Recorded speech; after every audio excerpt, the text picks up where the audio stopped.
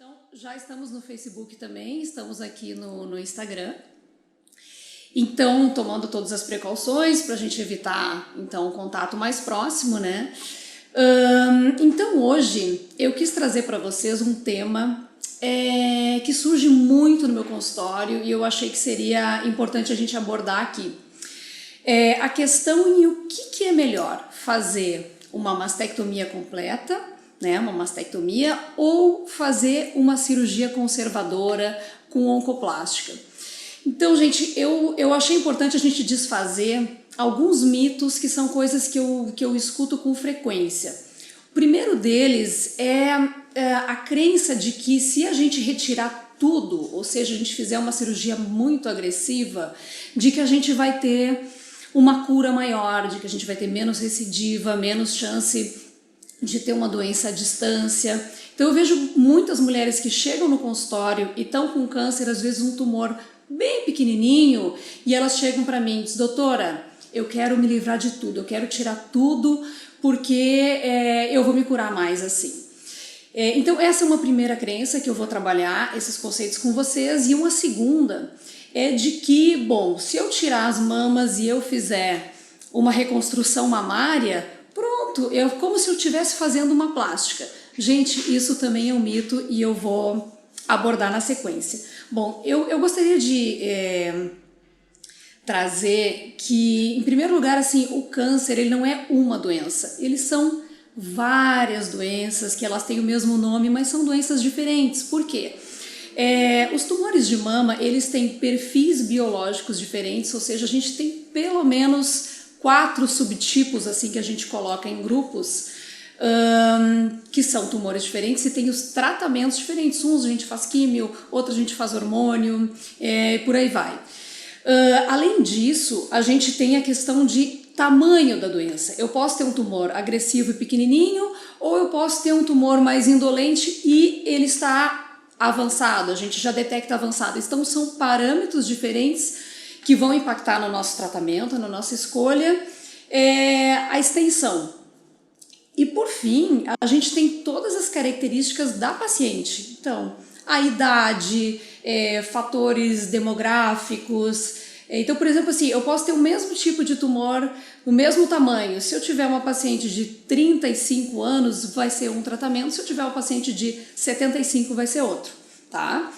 Então, para vocês entenderem, a gente não trabalha sozinho, não é só o cirurgião, muito pelo contrário. Para a gente tratar hoje em dia câncer de mama, pelo menos 5 profissionais, eles vão estar envolvidos, 5 médicos, né? O médico radiologista, que vai detectar o tumor, a gente vai ter o médico patologista, que é muito importante, que vai identificar esses subtipos, vai ver se a nossa cirurgia teve margens, se a ressecção foi adequada, ver o perfil molecular. A gente tem o cirurgião, né, que é parte desse tratamento todo, a gente tem ainda o radioterapeuta e a gente tem o oncologista clínico. Então, pessoal, quando chega uma paciente para mim no consultório, eu nunca tomo uma decisão individual, né? Eu vou receber essa paciente, eu preciso avaliar como um todo, e a decisão do tratamento, é nisso que eu quero chegar com relação à cirurgia, é algo que nós vamos tomar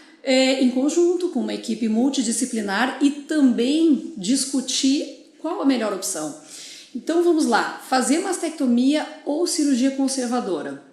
Gente, desde 1980, nessa década de 80, que a gente a ciência chegou a um resultado de que se a gente fizesse mastectomia, retirasse a mama inteira, ou se fizesse uma cirurgia conservadora, ou seja, tirar só o nódulo e aplicar radioterapia, de que as chances de sobrevida seriam as mesmas, ok? Então, chance de recidiva local, ou sobrevida livre de doença, ou sobrevida global. Isso lá na década de 80. Então, cresceu a cirurgia conservadora e houve então uma mudança, porque naquela época a mastectomia era uma cirurgia mutilante. A gente fazia mastectomia, a gente não, porque naquela época eu não era mastologista ainda. Mas os meus antecessores faziam cirurgias muito radicais e às vezes tirava até parte do músculo, também muito agressiva. E depois algumas mulheres iam fazer reconstrução da mama. tá? Então, colocando uma linha do tempo, era isso, era mastectomia, depois ela ia pensar na feminilidade, primeiro tinha que tratar e ser o mais agressivo possível. A gente descobriu que o câncer de mama é uma doença sistêmica, ou seja, ela é celular, ela é microscópica, então não adianta a gente ressecar toda uma área se daqui a pouco eu já tenho uma célula na circulação. Então eu vou ter outros tratamentos que vão me ajudar, endocrinoterapia, quimioterapia, hoje imunoterapia, terapia-alvo, que vão me permitir que a minha cirurgia não precise ser tão radical, tá? Então a gente imaginou que com tudo isso houvesse uma diminuição de indicação de mastectomia, mas na verdade isso não se observou, ou seja, mesmo pacientes com tumores iniciais que seriam candidatos a uma cirurgia conservadora, essas mulheres seguiam fazendo mastectomia. Então eu separei alguns artigos assim que eu estava preparando para discutir com vocês, e eu achei bem interessante, que seriam assim, quais os fatores que levavam a uma decisão de mastectomia ou cirurgia conservadora. Então eu separei algumas coisas que eu achei muito peculiares aqui. Pacientes assim com extremos de idade, muito jovens ou mais idosas, se optava mais por mastectomia. E dá pra gente entender um pouco, porque a idosa a gente quer incomodar ela o menos possível, então a gente acaba fazendo uma cirurgia só, evita que ela faça daqui a pouco radioterapia, a gente prefere assim incomodar o menos possível. Linhas gerais, tá, gente? Não que a gente trate todos os pacientes da mesma forma, mas imaginando uma vovozinha de 95 anos, eu não vou estar tirando ela para fazer muitos tratamentos. O que eu for menos agressivo e resolver o problema dela tá melhor. E a paciente jovem pensa em mastectomia porque ela pensa que tem muitos anos pela frente, então é muito tempo para surgir um tumor. Depois eu vou abordar um pouquinho essa questão nas jovens. Isso aqui eu achei bem interessante, gente. O nível socioeconômico, ele impactou na decisão também de tipo de cirurgia. Então, pacientes que tinham um nível socioeconômico maior optavam pela cirurgia conservadora, tá? E pacientes assim vivendo em áreas rurais, que tivessem um difícil acesso à radioterapia, optaram pela mastectomia. Esse é um ponto que eu quero agora salientar para vocês, que é com relação às crenças. Como eu comecei essa live de hoje falando, muitas mulheres imaginam que fazer uma cirurgia mais radical, de que isso vai garantir uma maior cura.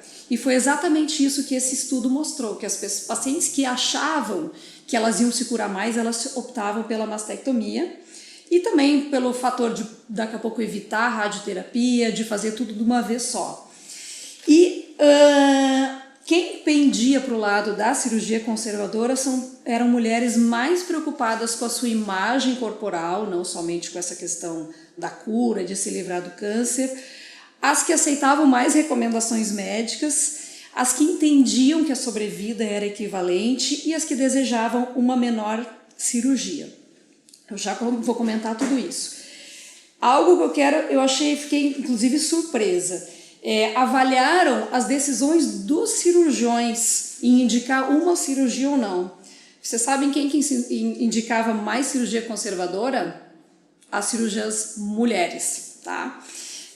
Inclusive as que tinham mais experiência ou que já tinham assim operado um grande número de casos e que tinham uma prática individual grande. Então o que eu vou dizer para vocês, a minha conclusão? Eu não acho que 100% mastectomia e nem 100% cirurgia conservadora. Tudo tem a ver com a indicação correta do caso. Eu preciso, como cirurgiã, eu preciso saber fazer tudo. Eu preciso saber as técnicas para eu poder oferecer o que é melhor para aquela paciente individual. E talvez a gente não tenha uma resposta única. Olha, isso é melhor. Essa opção é melhor. A gente tem que pesar vários fatores, colocar na mesa, colocar a decisão, família vem junto, escuta a opinião do oncologista, discute com o radioterapeuta. Se eu fizer mastectomia, eu me escapo da rádio? Pode ser. Será que isso é uma abordagem? Isso tem vantagem para mim? Se eu fizer a cirurgia conservadora, eu vou estar diminuindo o meu risco? Então, assim, Tem estudos que já mostram que tumores iniciais, T1, estágio 1, um estudo até de 2016, que mostrou que fazendo setorectomia, cirurgia conservadora com rádio, comparando com mastectomia, a sobrevida foi inclusive maior. Então essa ideia que a gente tem de que retirar toda a mama dá uma garantia de cura é uma coisa que tem que ser muito trabalhada e tem que ser trabalhada no consultório. Eu já tive, inclusive, casos que eu acabei não cheguei num acordo com o paciente, um paciente com uma certa idade, um tumor inicial, super perfil mais benigno, digamos, e a paciente queria, de qualquer maneira, fazer a mastectomia. E eu tentei explicar, puxar toda a questão científica, embasar que não haveria essa diferença, mas ela disse, não, eu vou procurar o cirurgião que me tire as duas mamas. Então, isso é uma coisa que é importante, muito importante a gente ter em mente. Daqui a pouco ouvir, inclusive, uma segunda opinião em casos assim, mas não ter essa crença de que mais cirurgia garante uma sobrevida. Quais são os casos em que realmente a gente indica mastectomia, assim, embasadamente? São os casos de teste genético positivo, tá? Eu até trouxe aqui um estudo, realmente, pacientes que têm mutação de BRCA comprovada, elas têm um benefício de fazer a mastectomia bilateral. Por quê? Porque existe uma chance de ter tumor na outra mama. Mais ou menos assim, ao longo da vida chega até 50%. Para vocês entenderem, vamos tentar resumir assim. Eu estou com um tumor numa mama, certo? Fazendo mastectomia ou cirurgia conservadora mais rádio, para esta minha mama, as taxas de cura são iguais. Portanto, gente, a nossa preocupação é com a outra. Será que eu vou fazer uma mastectomia na outra mama para me dar uma maior sobrevida? Então isso vai depender do tipo de tumor. Se eu tenho um tumor muito avançado nessa daqui, que já tem células que já circularam, que estão em axila, eu tenho muito mais chance de ter um problema, digamos, no futuro nesta minha mama que está doente do que na outra. Então não adianta fazer mastectomia na outra porque o meu risco maior está nessa que eu tive. Vocês entendem? Então isso é uma coisa que eu queria colocar para vocês. Outra questão muito importante, que é o segundo mito, são os resultados em longo prazo. Gente, fazer uma cirurgia de mastectomia com reconstrução é uma cirurgia que em longo prazo costuma ter mais complicações do que a cirurgia conservadora. Não é a mesma coisa que a gente fazer uma plástica. Então, mulheres até que estão nos ouvindo agora que não tem câncer, que inclusive isso eu já recebi, olha doutora, eu acho até que eu tenho risco, então eu vim aqui para tirar minhas duas, porque eu não quero nem ter chance de ter câncer de mama. Então isso não faz o menor sentido, tá, gente? Só um instantinho, tomar uma aguinha aqui. A gente tem aqui a dona Lore, que pediu para dizer que ela gosta muito das palestras. No Instagram também a gente está com a Patrícia, que falou que foi o caso dela, essa explanação que você está fazendo agora, doutora. Tá. O que a gente tem o seguinte, com as pacientes jovens, tem muita coisa que a gente não sabe ainda. Então, assim, não é comum o câncer de mama ele acontecer antes dos 50, né? O câncer ele é uma doença do envelhecimento. Então, quando ele ocorre numa mulher muito jovem, a gente imagina, né? A gente acredita que tem algum fator que levou essa mulher a desenvolver. Hoje, a gente já tem genes que a gente conhece. A gente vai lá, faz um teste genético. Exemplo, Angelina Jolie. Tá? Então, ela foi lá, viu que ela tinha um gene. A chance dela desenvolver, porque isso os estudos mostram, a gente já conhece do mundo inteiro, que tem uma chance dessa mulher desenvolver câncer de mama. Aí, nós estamos falando de outra coisa. Às vezes, o que acontece? A gente faz um teste genético, ou não se encontra uma mutação, ou é uma mutação que não tem significado ainda. Quer dizer que não tenha, que essa mulher... Não, são coisas que a gente ainda não descobriu, né? Por isso que a ciência está sempre evoluindo, a gente está sempre melhorando, surge um caso ali, a gente acaba juntando e daqui a pouco a gente descobre, olha, realmente esse gene aqui, se ela tiver, a chance é tal. Então, o que a gente toma hoje de decisões ela tem que ser embaseada no conhecimento científico, não só de uma impressão ou porque o médico gosta mais de fazer tal cirurgia porque ele faz bem, tá? Então eu vou chegar na questão, então, respondendo essa questão da Patrícia, muitas vezes a gente tem uma tendência a partir para o lado da mastectomia em pacientes jovens, porque talvez ela tenha alguma coisa que a gente ainda não saiba, tá? Mas o que é comprovado hoje é a questão do gene mais o BRCA1 e 2, que é onde a gente tem mais evidência. Com relação aos resultados, o que eu vou dizer para vocês assim, ó, quando a gente faz a mastectomia, a gente tem a pele, tem ali a derme, tem um pouquinho de gordura, em seguida a gente já tem a glândula, gente. Então, assim, para a gente fazer uma mastectomia real, assim, retirar todo o tecido mamário, fica uma espessura super fina e isso vai repousar em cima de uma prótese.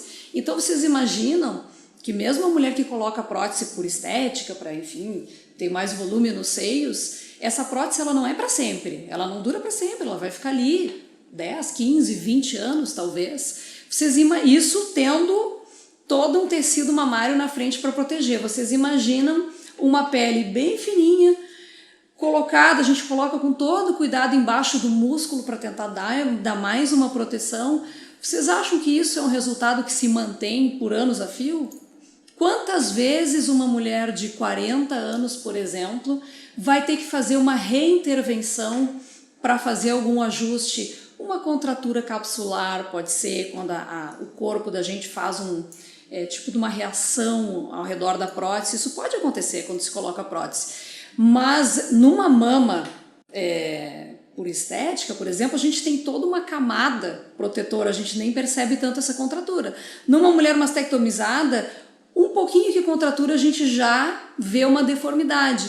Então, não que não dê, gente, não dê para fazer. É óbvio que sim, eu faço mastectomia, eu indico mastectomia, mas a gente tem que ter em mente essa questão do longo prazo. A gente tem que estar preparado para daqui a pouco, daqui a um tempo, botar um pouquinho de gordura, substituir a prótese. Então, assim, ó, não é a mesma coisa que fazer uma plástica. Então, esse é um recado, assim, se hoje minha live assim, serve isso para deixar para vocês, é que não é a mesma coisa.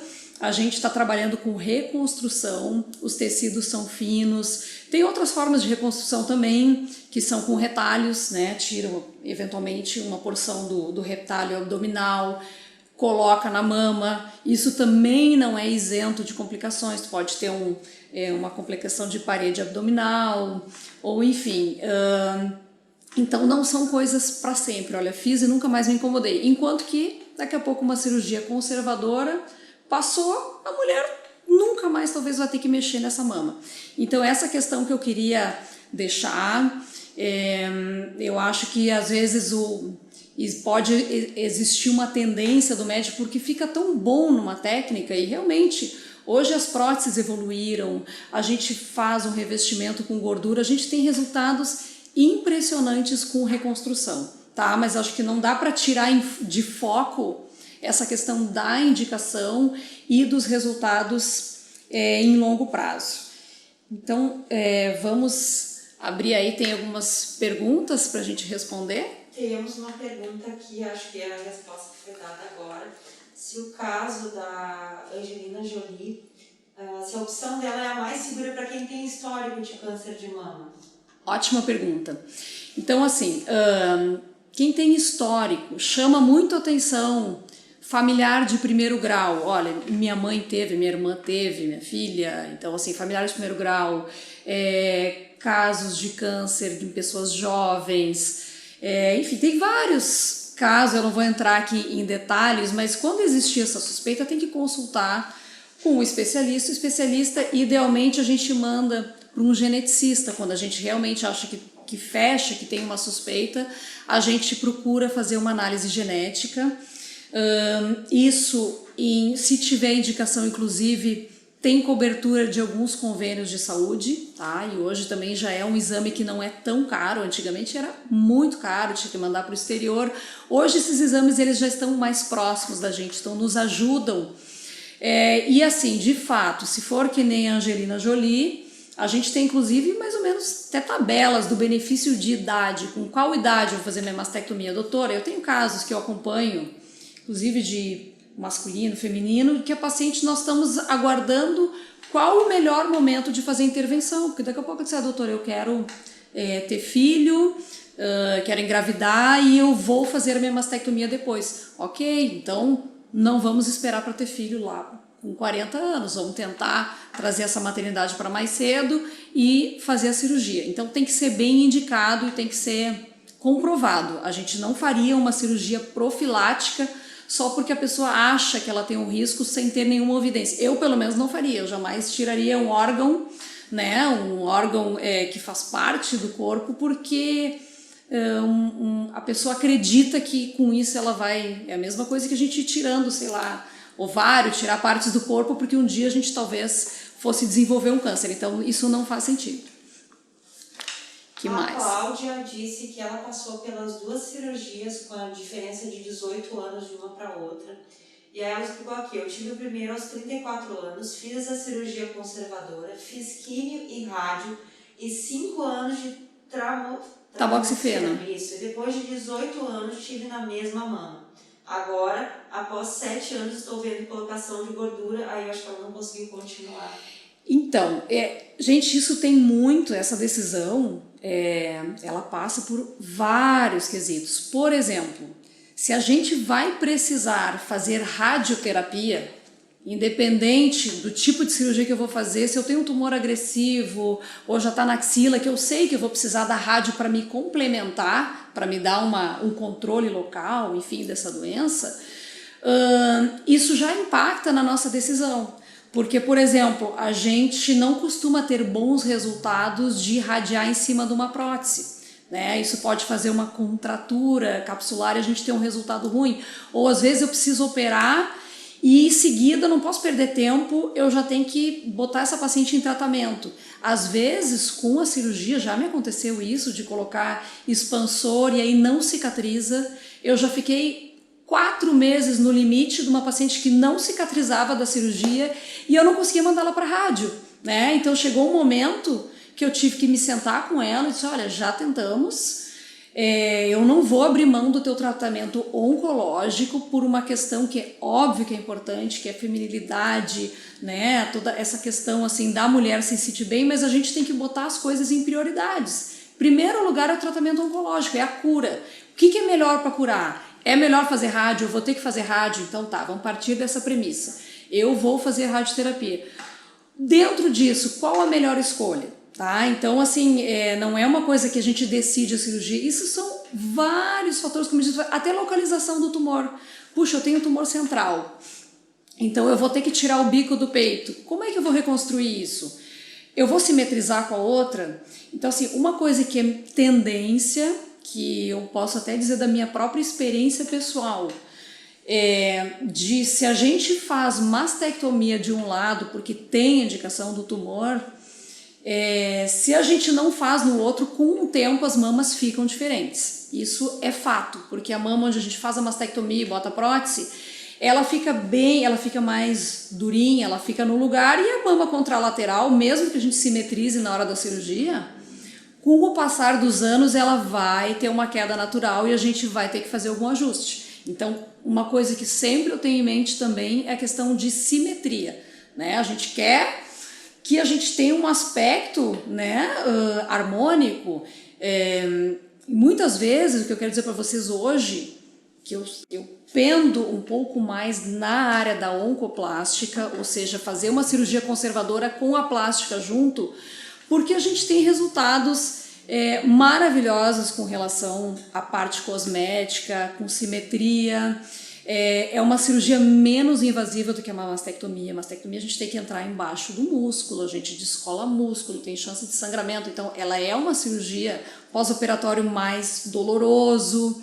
Então tem vantagens e desvantagens, mas o que eu digo para vocês hoje, com as técnicas de oncoplástica, a gente consegue tratar tumores em qualquer quadrante da mama que eles estiverem. A gente usa pedículos vasculares para a gente poder preencher essa área que foi retirada, para a gente poder deixar outra mama com um aspecto muito parecido, e a gente tem um resultado assim, em longo prazo. A cirurgia conservadora com a oncoplástica, a gente tem um resultado muito bom.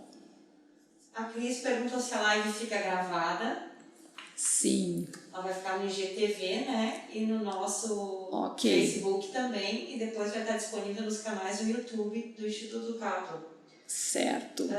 Com a cirurgia conservadora, existe algum percentual de casos de metástase após a cirurgia conservadora? Então, eu queria abordar essa questão com vocês. Quando a gente faz mastectomia, não existe assim um plano bem definido, olha, aqui é gordura e aqui é mama, ressequei tudo, né?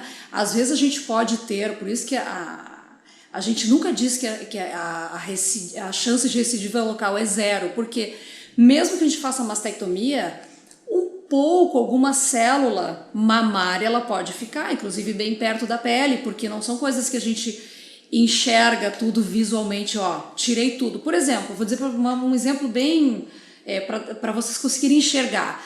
Se eu for tirar minha vesícula, estou com pedra na vesícula, eu vou fazer uma cirurgia de vesícula. Só tem duas opções, ou eu tirei a vesícula ou eu não tirei. Não tem eu tirar meia vesícula e deixar um pedacinho da vesícula. Então é muito fácil a gente enxergar se a cirurgia for completa ou não. Tirei, o patologista vai olhar, não, as margens está tudo livre, saiu toda a vesícula. Na mama não tenho como garantir, eu não tenho como mostrar isso, porque a gente não tem essa delimitação. Então vai depender muito do que ficou de tecido. Eu já tive casos que às vezes a gente tem o tecido mamário que ele vai se estendendo quase até a axila. Então eu já tive casos de recidiva em caso de mastectomia. Recidivou bem naquela areazinha que não era palpável. Então provavelmente algum tecido glandular microscópico que ficou ali e a paciente acabou tendo uma recidiva e também porque ela não irradiou. Isso é uma questão... nem vou trazer aqui porque é muito técnica nossa, mas a gente discute exaustivamente se a gente precisa irradiar ou não. Obviamente que todos os tratamentos que a gente pensa hoje são no sentido de dar maior cura e conseguir menos efeitos deletérios ou adversos ou até chatos, né? Hoje a gente está tentando com a pandemia... em vez de fazer 15 sessões de radioterapia, se optou, tem protocolos até de fazer num dia só. Então, como a gente vai evoluindo nos nossos tratamentos, né? Então, talvez a gente descubra que fazendo um dia só dê o mesmo resultado. Poxa, que bom, o paciente não precisa vir todos os dias aplicar. Então, em tudo a gente vai evoluindo. A gente, tanto no sentido de aumentar tratamento para quem precisa, tem pacientes que a gente adiciona 1, 2, 3, 4 terapias sistêmicas porque precisa, ou faz o tempo de remédio maior. Tem pacientes que a gente deixa em hormônio por 10 anos e a gente sabe que isso pode ser chato para a paciente, mas a gente sabe que para ela vai precisar. Então, quem não precisa, a gente não quer dar o que a gente chama assim, dar um tiro de canhão numa formiguinha. Então, chegar no consultório e dizer, doutora, minha vizinha fez uma cirurgia conservadora e o tumor dela voltou, por isso eu quero fazer mastectomia, porque aí eu vou ter a sensação de que eu estou me curando mais, e isso é um mito, gente, tá? Então, por isso que é importante sempre a gente ter essa questão da equipe multidisciplinar. A gente tem de rotina, toda semana a gente tem encontros para discutir casos. Claro que tem casos que a gente já sabe, é isso ou é aquilo, mas a maioria dos casos a gente toma uma decisão conjunta, toma uma decisão de equipe, porque os tratamentos eles são complementares. Não é só a cirurgia que cura, não é só a químio que cura, não é a radioterapia que vai dar a garantia de que eu não vou ter recidiva local. Então é um complemento. A gente tem várias ferramentas e é preciso saber dividir isso também, né? Chega para mim, tem casos que eu não faço cirurgia de cara, eu mando para o oncologista vai tratar primeiro. Às vezes eu só vou ver realmente operar essa paciente meses depois, talvez quase um ano depois que ela terminou o tratamento sistêmico. Por quê? Porque isso aí era o mais indicado para a saúde dela, né? Então não é porque eu sou cirurgiã, então eu já vou fazer a cirurgia, depois eu mando para o oncologista, depois eu mando para o radioterapeuta. Isso é uma visão do passado. Hoje em dia a gente tem uma visão global e cada vez mais personalizada para cada tipo de tumor, para cada paciente, para o estilo de vida que ela tem, a gente pode indicar um ou outro tratamento. Me chamo Laura, sou paciente da doutora Daniela e da doutora Lídia, estou em tratamento e sugiro a doutora comentar sobre os efeitos da rádio no seio. Após 1 ano ainda sinto a contratura no seio.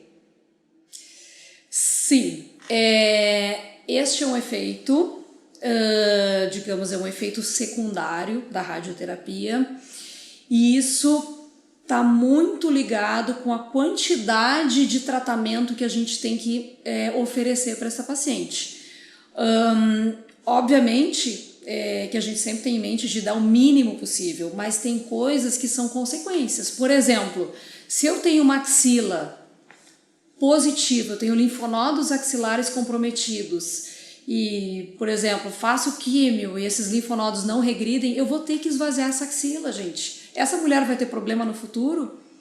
É provável que tenha alguma sequela, provável que fique com uma alteração de sensibilidade, que tenha algum problema de mobilização do braço, mas assim, eu não posso evitar isso em detrimento do tratamento oncológico. Então, claro que hoje a gente trabalha cada vez mais com equipamentos de radioterapia, como aqui na Vita, por exemplo, que vocês vão ter topo de linha do Brasil de tratamento radioterápico. A gente busca justamente minimizar esses efeitos secundários que a gente teria da rádio, mas eu não abriria a mão disso em função da cura da paciente, que é o nosso principal norte, é curar a paciente. O resto a gente vai trabalhando e tentando minimizar esses efeitos. Pode fazer cirurgia plástica depois de ter feito a retirada das 2 mamas? Com certeza. O que a gente busca hoje? Hoje a gente já faz, via de regra, essa reconstrução plástica, ela já é feita no mesmo momento da retirada do tumor. A não ser que eu tenha uma contraindicação, que eu precise fazer o tratamento, alguma impossibilidade, mas eu, assim, para dizer para vocês, quase que não me lembro quando que foi a última vez que eu fiz uma mastectomia simples e não reconstruí.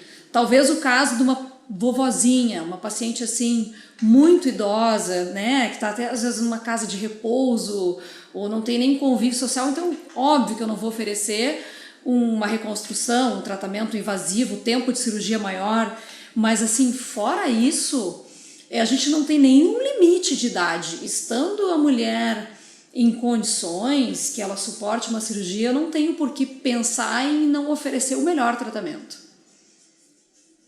A Viviane, psicóloga especialista em oncologia, escreveu: quando fala sobre equipe multi, existe diálogo com o psicólogo ou psiquiatra para pensar na indicação do tratamento? Parabéns pela fala esclarecedora. Muito obrigada, Viviane, com certeza. Eu citei aqui a equipe médica, digamos, da parte mais médica, os 5, digamos, especialistas que estão envolvidos diretamente, que praticamente não tem como passar por esses 5 para fazer um tratamento de câncer de mama, mas com certeza o profissional de saúde mental, seja o psicólogo ou o psiquiatra, são vitais, inclusive, para auxiliar essa mulher nessa tomada de decisão, para ela poder compreender o que ela vai enfrentar, para daqui a pouco ela tolerar um efeito não tão desejável, porque quando a gente tem essa dimensão e a gente inclusive modula a nossa expectativa, eu acho que isso, gente, é fundamental. O que eu vou esperar? Se eu for fazer uma cirurgia e achar que eu saí de lá como se eu tivesse feito uma plástica, é muito provável que eu vá me frustrar, porque talvez, como a Laura falou, às vezes a radioterapia dá uma contratura, eu vou ter que trabalhar.